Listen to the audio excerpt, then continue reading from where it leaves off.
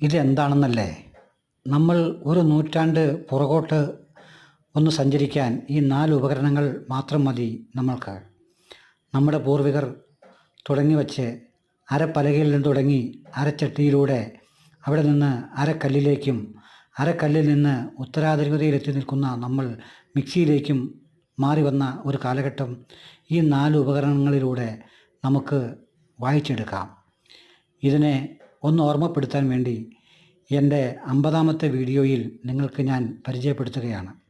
സ്നേഹം നിറഞ്ഞവരെ, ഇങ്ങനെ ഒത്തിരി കാഴ്ചകൾ നമുക്ക് മുമ്പോട്ട് തുടർന്നും കാണാം. വളരെ സന്തോഷം.